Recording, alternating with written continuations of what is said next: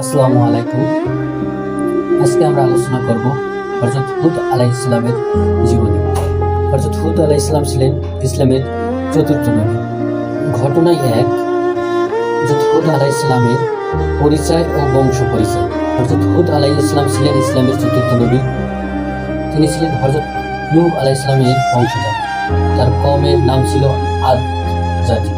এই জাতি বসবাস করত বর্তমান ইয়েমেন ও ওমানের মাঝামাঝি আহকাফ নামক মরু অঞ্চলে।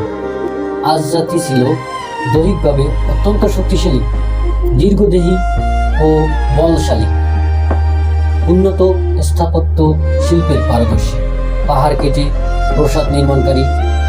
কিন্তু তারা ছিল অহংকারী, জুলুমকারী, শিরকে লিপ্ত, আল্লাহকে অস্বীকারী।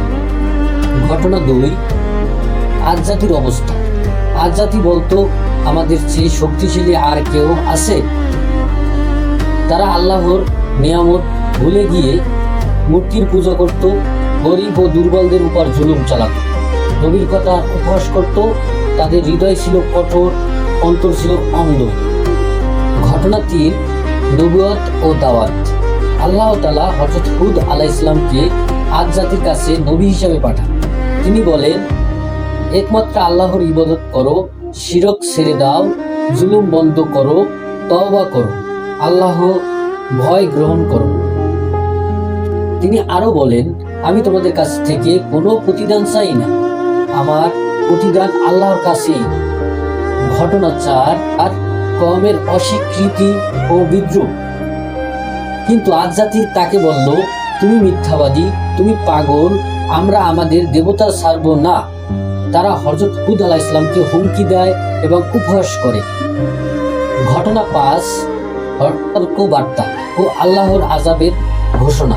হযরত হুদ আলাইহিস সালামের শেষবারের মতো সতর্ক করলেন, বললেন, তোমরা যদি তওবা না করো তবে আল্লাহ কঠিন আযাব আসবে। কিন্তু তারা আরো অহংকার হয়ে যায়। ঘটনা ভয়াবহ আযাব। আল্লাহ তাআলা আদ জাতির উপর পাঠান তীব্র ঠান্ডা, প্রচন্ড ধ্বংসাত্মক ঝড়, টানা 7 রাত ও 8 দিন। এই ঝড়ে বিশাল দেহগুলো খেজুর গাছের মতো উপরে পড়ে ছিল। পুরো জাতি ধ্বংস হয়ে যায়। কোরআনে বলা হয়েছে, তাদের এমনভাবে ধ্বংস করা হলো যে তারা কখনোই অস্তিত্বই ছিল না। ঘটনা 7, হযরত হুদ আলাইহিস সালাম ও মুমিনদের মুক্তি। হযরত হুদ আলাইহিস সালাম এবং তার অল্প সংখ্যক অনুসারী আল্লাহর রহমতে নিরাপদ রক্ষা পান। এটি প্রমাণ করে আল্লাহ তার নবীদের কখনো একা ছেড়ে দেন না।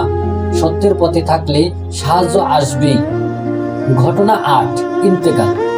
বিভিন্ন বর্ণনা অনুযায়ী হযরত হুদ আলাইহিস সালামের পরে ইবাদত ও দাওয়াতের জীবন অতিবাহিত করেন এবং নির্দিষ্ট সময়ে দুনিয়া থেকে বিদায় নেন। তার কবর ইয়ামেন অঞ্চলে বলে মত রয়েছে, আল্লাহই ভালো জানেন। ঘটনা 9, শিক্ষা ও উপদেশ। হযরত হুদ আলাইহিস সালামের জীবন থেকে শিক্ষা।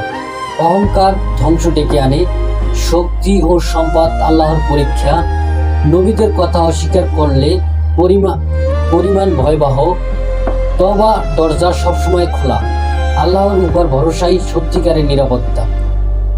বিশেষ দৃষ্টান্ত, কুরআনের বর্ণনা এসেছে সূরা হুদ, সূরা আল আরাফ, সূরা আশরু,